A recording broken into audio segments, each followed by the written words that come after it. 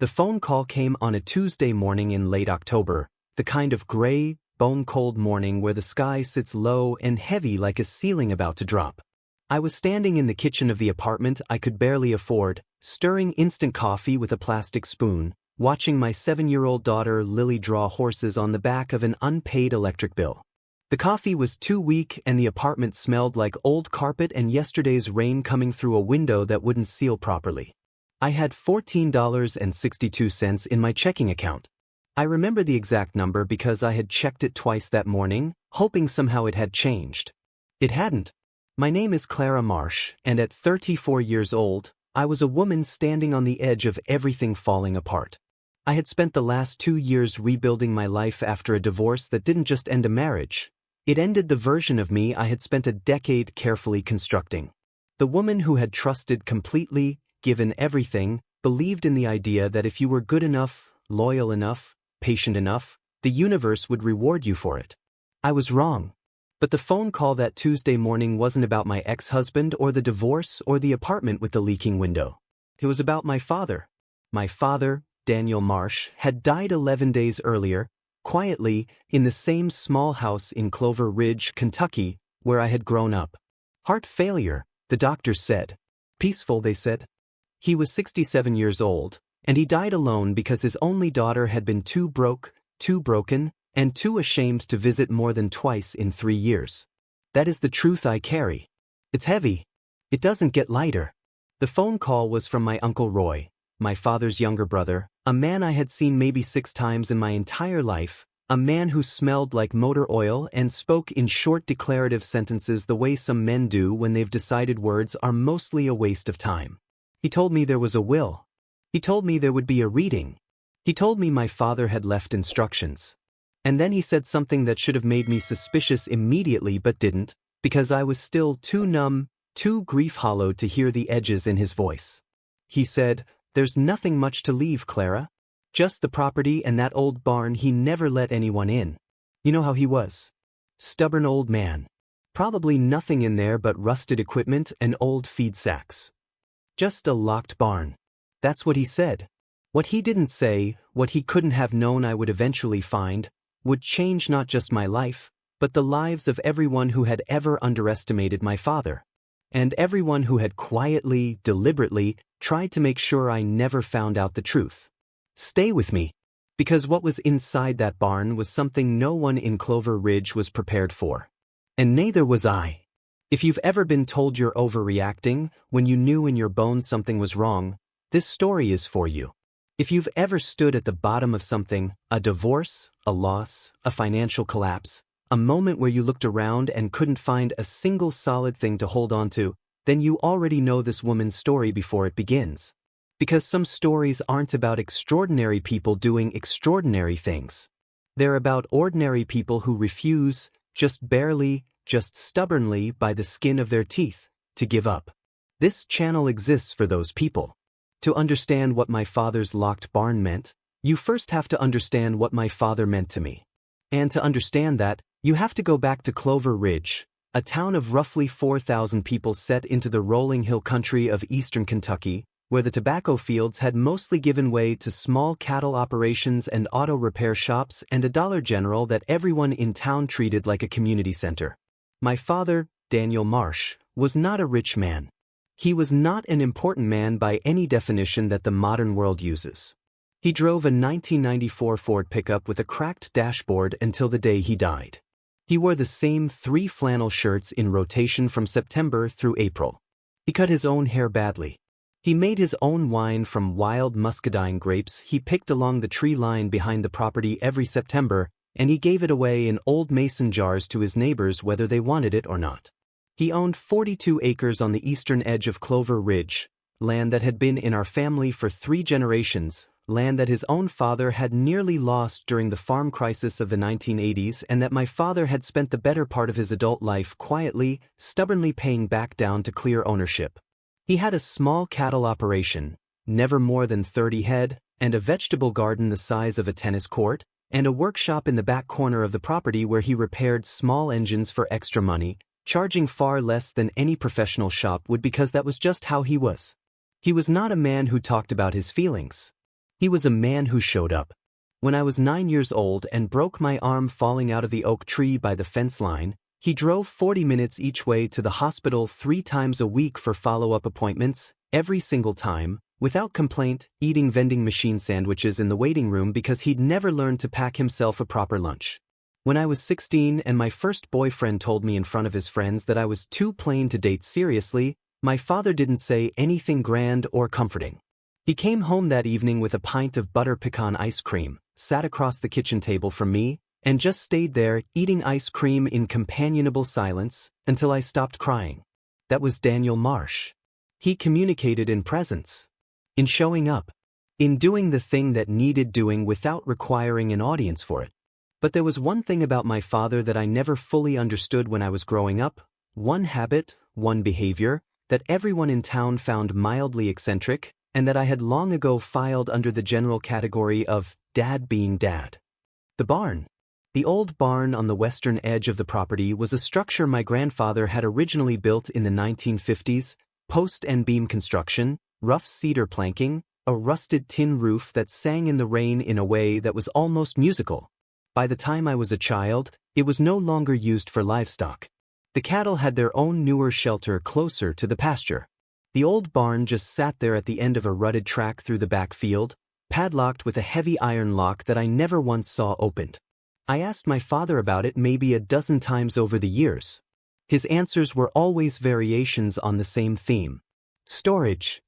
Nothing you need to worry about. Old stuff. Once, when I was about 14 and pushed harder than usual because teenagers push hard on everything, he said something that stayed with me without my ever quite understanding it. He looked at me with that quiet, steady look he had, the one that made you feel like he was considering more than just the surface of the question, and he said, "Some things aren't ready yet, Clara. You'll know when it's time." I thought he meant old farm equipment. Thought he meant junk. I thought about that sentence every single day for 6 months after I opened that barn door. But in the years between that conversation and my father's death, I had lived my own life loudly enough to stop thinking about it. I had gone to the University of Kentucky on a partial scholarship, studying accounting because it was practical and I was my father's daughter, always practical. I had graduated, gotten a decent job at a regional insurance firm in Lexington, and at 26 I had married a man named Marcus Webb. Marcus was charming in the particular way that some men are charming, like a performance that's always slightly too polished, always slightly too aware of its own effect. He came from a comfortable Lexington family, the kind that had a lake house and opinions about wine, and in the beginning that world felt exciting to me, the farm girl from Clover Ridge who had made it somewhere, who had become someone who belonged at dinner tables with linen napkins and actual stemware. I learned, slowly, then all at once, that belonging in that world was always conditional on being useful to it. Marcus didn't hit me. I want to be clear about that because people sometimes assume that's the only reason marriages end badly, and it minimizes the very real destruction that can happen without a single physical blow. What Marcus did was quieter and more thorough. He criticized my work, not loudly, but constantly, in small asides and gentle suggestions that always implied I wasn't quite good enough, wasn't quite smart enough, wasn't quite polished enough. He kept our finances in his name, always for logical practical reasons that I accepted because I trusted him. He cultivated my isolation from old friends by being subtly, quietly difficult whenever I made plans, until the friction became easier to avoid than the friendships. By year 5 of the marriage, I had a daughter I adored, a job I'd downsized for his convenience, no financial independence whatsoever, and a slowly solidifying understanding that I had walked into a very elegant trap. The divorce began when I discovered, not through drama, not through a confrontation, but through the mundane act of opening the wrong email on the shared laptop, that Marcus had a second phone, a second relationship, and had been maintaining both for approximately 14 months. What followed was 18 months of legal proceedings during which I discovered that almost all of our marital assets were structured in ways that made them nearly impossible for me to access. The house was mortgaged beyond its value. The investments were in trust accounts that predated our marriage. Even our joint savings account had a second signatory, his mother, that I had never known about. I was not legally savvy enough, fast enough, or financially resourced enough to fight it effectively with the lawyer I could afford. I came out of the divorce with Lily, with my car, with my personal belongings, and with $4,200, the remains of a small inheritance from my maternal grandmother that Marcus's lawyers had not been able to reach because it had been kept entirely separate. I used most of that to cover first, last, and security deposit on the apartment in Moorhead, where I found a part-time bookkeeping job paying $16.50 an hour, and tried to figure out what a life looked like now. That was 2 years before the phone call about my father. I drove down to Clover Ridge 2 days after that call, Lily strapped into the back seat with a tablet and her stuffed rabbit named Professor Carrots, the car making a high-pitched noise somewhere in the vicinity of the front left wheel that I was pretending not to hear because I couldn't afford to think about it. The drive from Moorhead to Clover Ridge takes about an hour and 40 minutes on Route 60. I drove it in 2 hours because I kept slowing down, kept finding reasons to stop, a gas station coffee I didn't need, a scenic overlook I'd passed 100 times and never once stopped for. I was not ready. There is a particular quality to the grief of losing a parent when the relationship was uncomplicated, when the person was simply, straightforwardly, someone who loved you without agenda, and I was not ready to walk back into that house and feel the absence of him in every room. But eventually you arrive. You always do. The house on Route 9 looked smaller than I remembered it, the way childhood places always do, though my father had kept it neat and functional right to the end.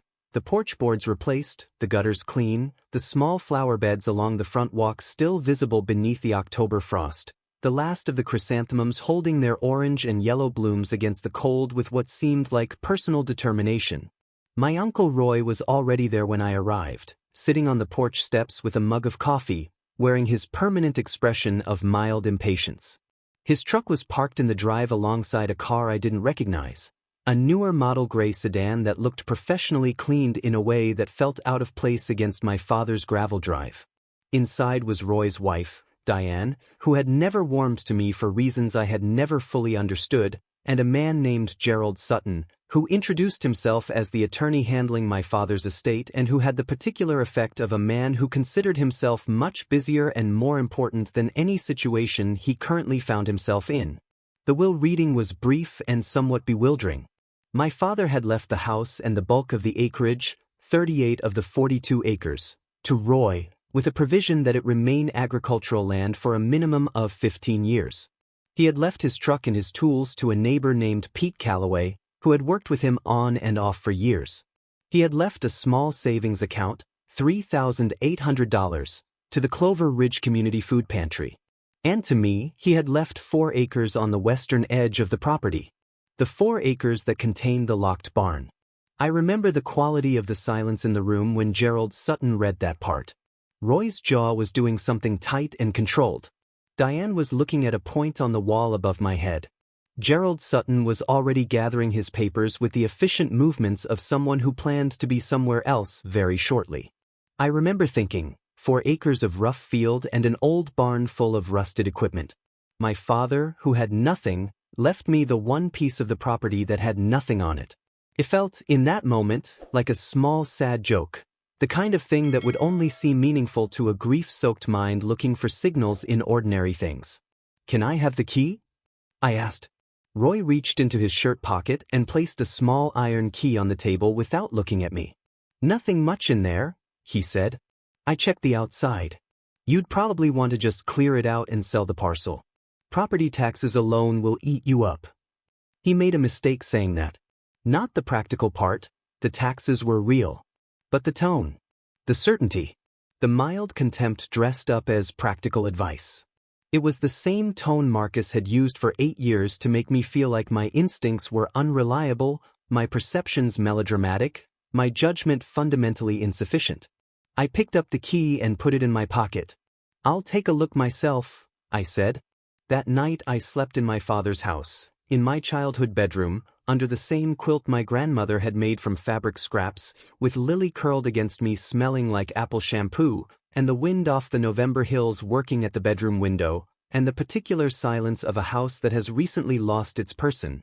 A silence that is different from ordinary quiet, denser, more aware of itself. And I did not sleep well, and I did not dream, and at 4:17 in the morning I was lying in the dark looking at the ceiling thinking about a sentence my father had said to me when I was 14. Some things aren't ready yet. You'll know when it's time. The next morning was the kind of cold that has ambition, 29 degrees at sunrise, the grass white and stiff, the breath coming out in long visible plumes, the kind of morning that makes every small task feel like an act of will.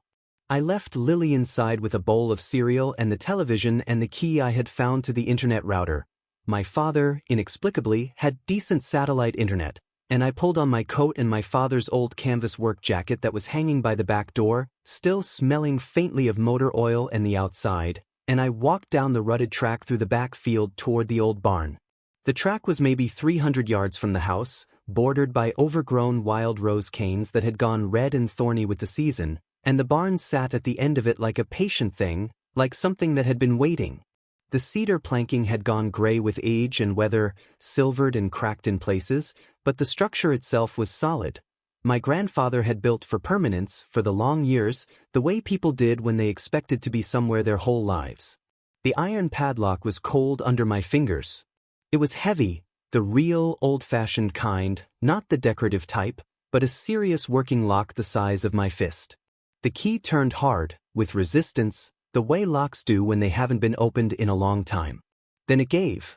The hasp swung open. I pulled the heavy door on its iron hinges. It moved slowly, stiffly, like something waking up, and the smell that came out of the barn was not what I expected. I had expected dust and rust and decay, the smell of abandonment, of things left to age beyond usefulness. And there was some of that in the outer edges of the scent, underneath. But the primary smell was something else entirely. The smell of careful, deliberate preservation. The smell of things that had been kept on purpose. It took my eyes a moment to adjust to the interior light, filtering gray and thin through the cracks in the siding and a small, dirty window high on the north wall. And then I saw it. All of it. And I stood in the doorway of my dead father's locked barn on a 29-degree November morning and I put my hand over my mouth. Not from grief. Not from shock exactly. From the slow, arriving understanding that my father, who had never, not once, explained himself, who had communicated in presence and in showing up, who had said some things aren't ready yet, had spent 30 years building something. Not for himself. For me. I didn't understand the full scope of it yet. I didn't know what I was looking at in any complete way. But I knew, standing there in the cold with my breath clouding the air and my heart doing something large and disorganized in my chest, that I was looking at something real. Something substantial. Something that Roy had not checked, because Roy had been so certain there was nothing to check. That certainty would cost him everything. The first thing I could make sense of was the shelving. The interior of the barn had been fitted, carefully, by hand, using the same methodical craftsmanship my father brought to everything, with deep wooden shelving units along all four walls. The shelves were made from rough-cut dimensional lumber, solid and level, with small ledge boards to prevent things from sliding, and every shelf was packed. Packed with boxes. Flat, archival-quality cardboard boxes, the kind that cost real money, each one labeled in my father's neat, cramped handwriting with a date and a number. They went back in date order, the oldest on the lowest shelves, the most recent at eye level. The oldest boxes I could see were dated 1987. The most recent were dated just 8 months ago. Along the center of the barn floor, covered in canvas drop cloths that I lifted with shaking hands, was furniture. Not junk furniture. Not broken farm surplus. Furniture that had been wrapped with careful padding, moving blankets and bubble wrap and foam sheeting, and stacked and stored with the kind of care you give to things that matter. I lifted one corner of the nearest drop cloth and saw carved wood, dark, dense, with a patina that was not artificial aging but actual time. I pulled the cloth back further and felt my knees do something strange. It was a chest. A blanket chest, roughly 3.5 feet long, with carved panels on the sides depicting, I had to lean in close to see it properly in the thin light, hunting scenes. Dogs and deer and riders. The carving was deep and skilled and old. Not antique store old. Museum quality old. The brass hardware on the hinges and hasp was dark with age but solid, the original fittings. I opened the chest. Inside, wrapped in acid-free tissue paper, was a quilt. Not just any quilt, a Baltimore album quilt, the kind made in the mid-19th century by skilled needlewomen as showcases of every technique they commanded, each block its own small masterwork, the whole thing composed with the deliberate complexity of a cathedral window. The colors had softened with age to the particular tones that old natural dyes achieve, brick red and indigo and a clear, sharp gold, and the condition was extraordinary. I knew what Baltimore album quilts were because my mother had loved antiques and had taken me to estate sales and flea markets as a child, narrating history in the way she knew it, pointing out the good from the ordinary. I knew enough to know I was holding something that did not belong on a shelf in a canvas-covered chest in a locked barn in Clover Ridge, Kentucky. I needed to understand what else was here. I spent the next 4 hours in that barn in the cold, moving systematically from shelf to shelf, opening boxes, lifting drop cloths, trying to create an inventory in the small notebook I had found in my father's canvas jacket pocket. The notebook already had writing in it, in my father's hand, dense and careful, but I didn't stop to read it then. I needed to see everything first. I needed the full picture before I could let myself understand any of it. What I found in those 4 hours was this: 237 flat boxes containing what appeared to be vintage prints, maps, and documents, some in simple archival sleeves, some in glass-fronted frames, all stored flat and undisturbed. 3 large oil paintings wrapped in layers of protective materials with only their stretcher bars visible, each tagged with a handwritten label. 11 pieces of furniture in various styles that I could not date precisely but that ranged in apparent age from early 20th century back to, in several cases, something that looked much older. A locked metal cabinet, separate padlock, smaller key also on my father's ring, that contained, in fireproof accordion files, documentation. The documentation was what finally stopped me. Because the documentation, the receipts, the provenance records, the handwritten notes in my father's cramped script, the photographs, the correspondence, told a story that I would spend the next 3 weeks trying to fully comprehend. My father had been collecting for 37 years. Not casually, not randomly. With the patience and the deliberate, slow-building intention of a man who understood that what he was doing was a long game. A game measured not in years but in decades, played out in estate sales and farm auctions and barn clearances and the slow accumulation of knowledge about things that other people consistently undervalued because they didn't know what they were looking at. My father, Daniel Marsh, had known exactly what he was looking at. The notebook in his canvas jacket pocket that I had been carrying around all morning. I finally sat down on an overturned crate in the middle of that cold, extraordinary barn, and I opened it and I read it. He had written it as a letter, not addressed to anyone by name, just beginning, in his direct, economical way, at the point where something needed to be said.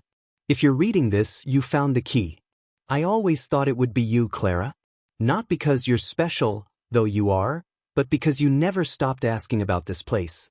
That matters. The people who stop asking are the ones who stop looking. I never wanted that for you. I had to stop reading for a moment. I had to put the notebook down on my knee and look up at the roof of that barn and breathe carefully for a little while. He went on.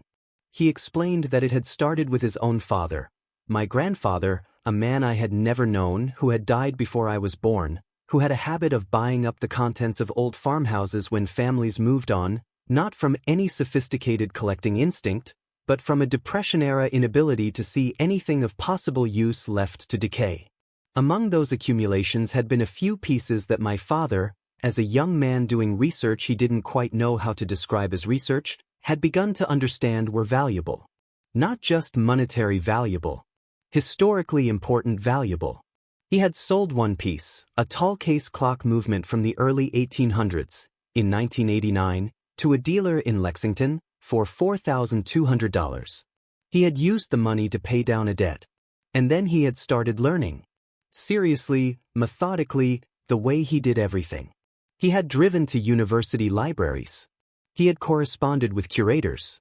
He had attended auctions, not as a buyer at first, just watching, learning the language of value, learning what provenance meant, learning how to read the signals in wood and pigment and paper that told you what a thing really was.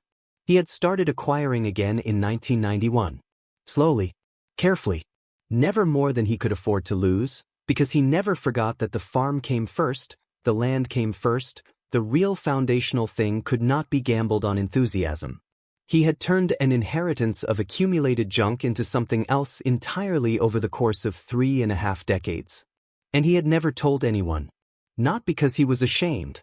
Not because he thought it was particularly remarkable. But because he had decided, after watching the behavior of certain members of his family, he did not name names, but the inference was not difficult, that knowledge about this collection in the wrong hands, before the right time, would accomplish nothing except creating conflict and giving leverage to people who had not earned it. He had left it to me. Not because I was his only child, but because, and here his handwriting changed, pressed harder into the page, you know what it is to lose what you built. I've watched you fight. The barn is for the next chapter. Not the last one. I read that sentence approximately 8 times. Then I put the notebook in my inside jacket pocket, against my chest, and I went back to the house to find my daughter. I needed to hold her for a minute. I needed that before anything else. But reality does not pause for emotional processing, and what came next arrived quickly and hard. I had been in Clover Ridge for 2 days when Roy came to find me. He came in the morning as I was feeding Lily breakfast at my father's kitchen table. He knocked. Roy had always knocked, which I had considered a small politeness, though now I understood it differently, and when I opened the door he had a man with him I didn't recognize. The man was in his 40s, with the compressed professional manner of a real estate attorney, carrying a folder, wearing shoes that were wrong for gravel driveways. Roy told me he had been thinking about the property division and had some concerns about the survey. He said the 4 acres my father had designated as my portion might not separate cleanly from the rest of the parcel without some complications regarding easement access. He was bringing this to my attention, he said, because he didn't want there to be any problems. He thought maybe the cleanest solution would be for me to let the 4 acres revert to the larger parcel and accept a cash buyout instead. The offer he named was $18,000. I looked at him for a long moment. He looked back with that same mild certainty, the certainty of a man who had appraised the situation and found it uncomplicated, who was doing me a favor by resolving it for me before I caused myself trouble. I thought about the barn. I thought about the 137 flat archival boxes. I thought about the Baltimore album quilt and the carved chest and the 3 oil paintings I had not yet been able to examine properly. I thought about the notebook in my father's jacket pocket, pressed against my chest. I'll need to take some time to consider it, I said. Property taxes come due in January, he said pleasantly. I know when property taxes come due, I said. I'll be in touch. He made a mistake staying so calm about it, because his calm told me he was certain, and his certainty told me he knew or suspected that there was more to this than old junk. Somebody had said something, or he had done some investigation of his own, or his father's brother's instinct had finally caught up with him. Whatever the reason, Roy wanted that land. He wanted it in a way that was working to look casual and failing at the edges. I closed the door. I called a woman named Harriet Bloom. Harriet Bloom had been my mother's closest friend before my mother died. A small, sharp, fiercely energetic woman in her late 60s who had spent 35 years as a general practice attorney in Lexington before retiring to a farmhouse outside of Versailles where she raised standard poodles and grew heirloom vegetables with competitive intensity. She was the kind of person who had seen every variety of human behavior and had retained, through all of it, a precise and unsentimental clarity about what people were actually doing versus what they said they were doing. I told her everything on the phone. She listened without interrupting, which was one of her most formidable skills. When I finished, she was quiet for a moment. Clara, she said, do not sign anything. Do not discuss the contents of that barn with anyone. And get me the notebook and the documentation files today. She drove to Clover Ridge the following morning, 3 hours, arriving before 9, and spent 4 hours in the barn while I kept Lily occupied in the house, feeling the hours as a physical pressure in my sternum, alternating between a hope so large it frightened me and the practiced pessimism of a woman who had learned to protect herself from disappointment. When Harriet came back to the house, She washed her hands at the kitchen sink with the deliberate thoroughness of someone who needed a moment before speaking. Then she sat down at the kitchen table and looked at me. "Your father was an extraordinary man," she said. "I know," I said. "I don't think you know yet exactly how extraordinary," she said. "We need professional appraisals. Multiple, from reputable houses, not local, national level. We need a conservator to look at the textiles. And we need an attorney handling the estate work, which I can do, but we also need to deal with the access question cleanly and quickly before Roy gets creative." "What do you think it's worth?" I asked. Harriet looked at me with that precise, unsentimental look. "I think," she said carefully, "that your father spent 37 years building a collection that he knew, in specific categories, better than almost anyone in this region. I think some of what's in that barn is regionally significant. And I think a few pieces may be considerably more than that." She paused. "But I don't know yet. And neither should you until we do this correctly." She was right to be cautious. But she was also right that we needed to move. The weeks that followed were the hardest and the strangest of my life, and that is saying something given the previous 2 years.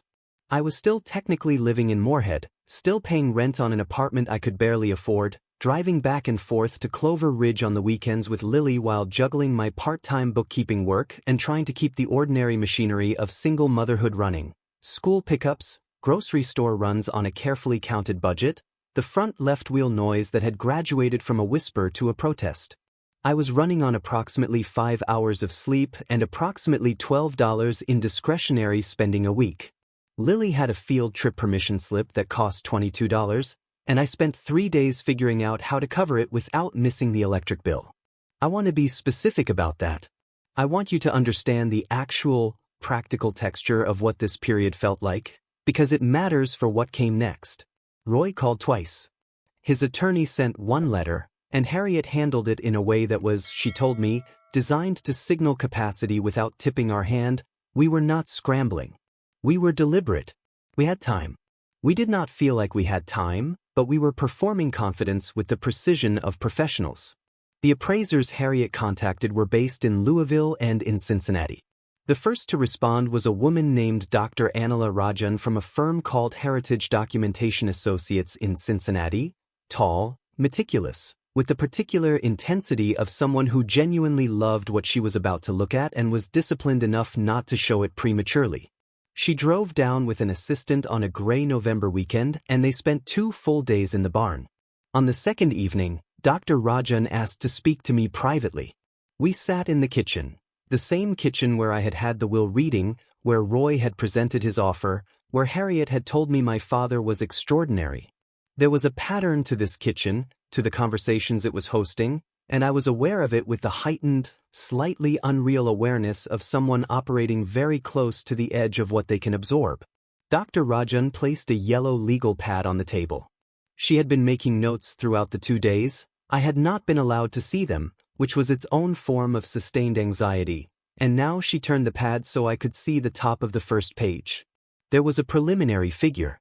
A range, written as a low estimate and a high estimate with a note that said, "Pending further research and confirmation." I looked at the numbers. I read them twice, the way I had read my bank account balance earlier that year, hoping somehow they would resolve differently on the second reading. They did not change. The low figure was $410,000. The high figure was $880,000. With a notation at the bottom, in Dr. Rajan's careful handwriting, subject to verification of provenance on items 7, 12, and 23, potential for significant upward revision if attribution confirmed. I did not cry. I had expected, in some sentimental corner of myself, that this would be a crying moment. Instead, what I felt was something quieter and more fundamental. A settling. A long, slow exhale of something that had been held for years. I thought about $14.62. I thought about the $22 field trip permission slip. I thought about my father at 4:17 in the morning, in the silence of his kitchen, making careful entries in the documentation files, building something in the dark with the patient dedication of someone planting trees for shade they will never sit in. Some things aren't ready yet. You'll know when it's time.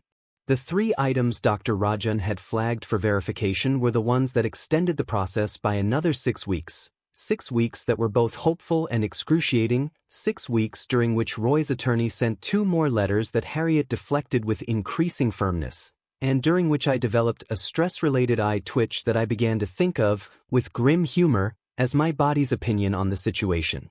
Item 7 was one of the oil paintings.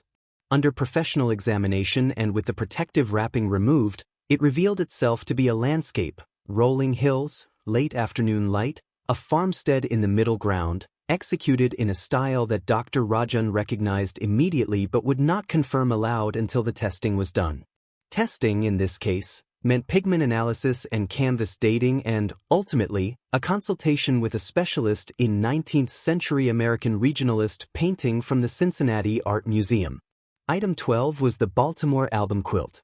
Its documentation, a hand-stitched name and date in the backing fabric, partially faded, legible under UV light, placed it in 1852 and connected it to a documented Maryland needlewoman whose work had sold at auction in New York 18 months earlier for considerably more than the initial estimate. Item 23 was a collection of hand-drawn survey maps in one of the archival boxes, maps of this region of Kentucky from the 1820s and 1830s, extraordinary in their detail and condition, the kind of primary historical documents that archivists and museum collections compete for. The landscape painting was confirmed. It was not by a major name, not something that would appear in an international auction record. But it was by a documented regional artist of the mid-19th century, authenticated, with a provenance trail my father had painstakingly assembled, and its appraised value alone was $127,000. When all 3 confirmations came in and the final appraisal report was assembled, the number on the bottom of the document was $743,000. $743,000. In a locked barn that Roy had called nothing much, in a padlocked door that no one had bothered to look behind because they were so certain of what wasn't there. I need you to understand what that number meant in the context of my actual life. It didn't mean I was suddenly wealthy in any Hollywood sense. It meant that I could stop calculating to the dollar whether I could afford my daughter's field trip. It meant I could fix the car. It meant I could breathe horizontally, meaning I could make decisions from a stable position rather than from the constant crouch of financial emergency. It meant my father, who had driven a cracked dashboard truck until he died, had built a future for me in the one place no one thought to look. It also meant, very specifically, that Roy's $18,000 offer for the 4-acre parcel had been made with knowledge, not detailed knowledge, perhaps, but suspicion that there was something worth more in that barn. And that opened a different kind of legal question. Roy's response to the news, which he received through official channels, through his own attorney, when the estate was formally settled, was not graceful. He appeared at the Clover Ridge property on a Thursday afternoon when I was there working with a local contractor on basic infrastructure questions for the 4 acres. He came in his truck, and he was alone, which told me his attorney had not advised this visit, because attorneys always advise against Thursday afternoon feelings. He stood in the cold on the rutted track and told me my father hadn't been right in his last years. He said the collection should be part of the whole estate, not a separate bequest. He said he was going to contest the will. I let him finish. Roy, I said, my father was documented as mentally competent by his physician in August of this year, 4 months before he died, as part of his estate planning process. He worked with an attorney to structure this bequest specifically and carefully. The will has been reviewed by 2 independent estate lawyers. I would encourage you, genuinely, to speak with your attorney before you spend money on a contest you will not win. He had something else to say. I let him say it. Then I said, he left you 38 acres. He left me 4. And a locked door. You told me there was nothing inside it.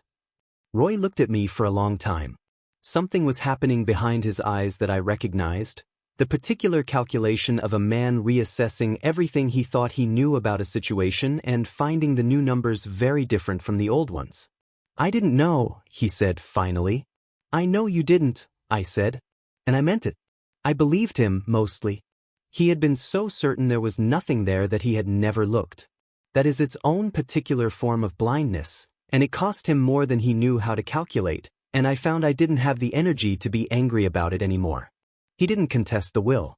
It took 8 months to properly document, insure, and begin the careful process of working with reputable auction houses and institutional buyers on the collection. Harriet handled the legal architecture. Dr. Rajan's firm provided ongoing consultation. A conservator from Louisville named Marcus, I was briefly and darkly amused by this coincidence, treated several pieces that needed stabilization before sale. I did not sell everything. My father's notebook made very clear that he had not built this collection to be liquidated for maximum return. He had built it because he loved the objects, loved their history, loved the idea of things being recognized at their true value after long misunderstanding. He would have wanted certain pieces to go to institutions where they would be studied and properly cared for. The survey maps went to the Kentucky Historical Society for a negotiated price below market value, with a provision that they be accessible to researchers. The Baltimore album quilt went to a textile museum in Baltimore, which felt exactly right, somehow achingly right, with full documentation and my father's name in the provenance record. The landscape painting sold at a regional auction in Louisville for $134,000, and I stood at the back of the auction room and watched a couple from Lexington bid it up past the estimate with the focused, quiet intensity of people who understood what they were looking at, and I felt proud of my father in a way that made my whole chest ache. I used the first proceeds to pay off my remaining debts completely, the credit cards, the car repair. The front left wheel had progressed to a CV joint situation requiring $840 that I had been negotiating with in my head for months, 2 months of back utilities, and Lily's school account. I did this methodically, in order of interest rate, the way an accountant does things, and I felt the satisfaction of it in my bones. I rented out my apartment in Moorhead and moved back to Clover Ridge.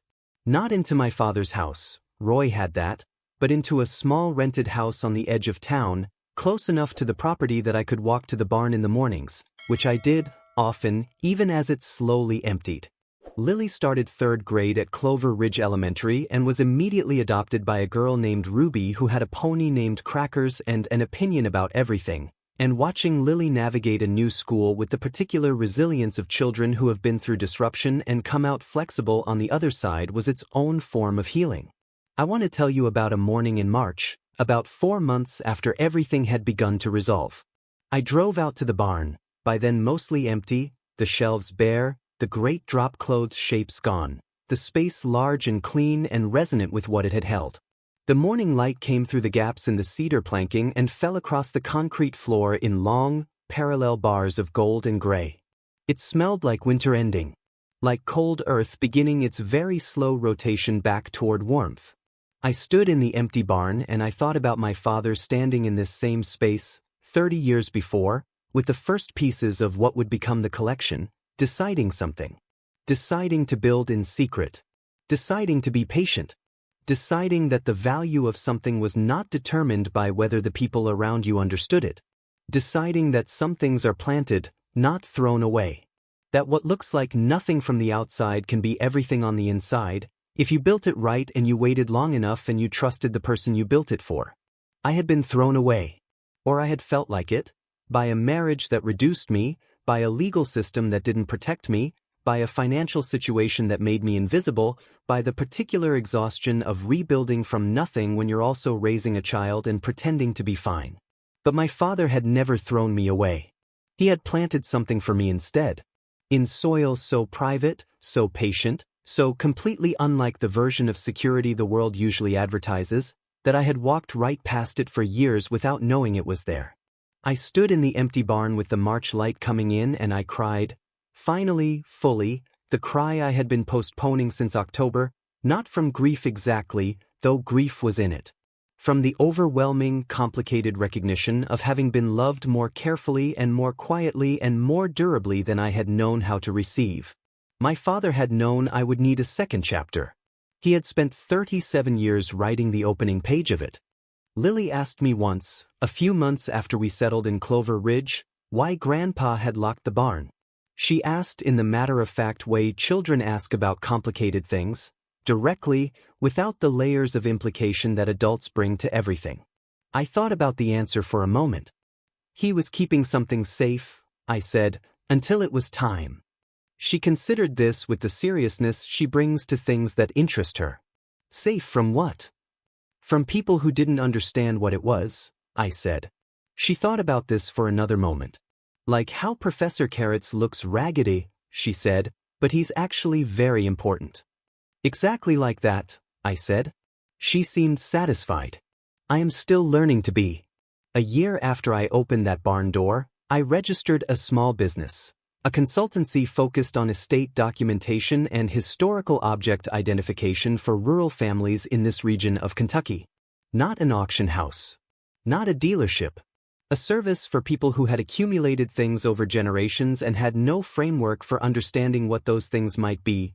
People like my grandfather, like families all across this part of the country where generations of accumulation sat in outbuildings and attics and were routinely cleared out and sold for nothing by heirs who didn't know the language. I partnered with Dr. Rajan's firm for the technical assessment work. I brought in a retired local librarian with 40 years of regional history knowledge as a consultant.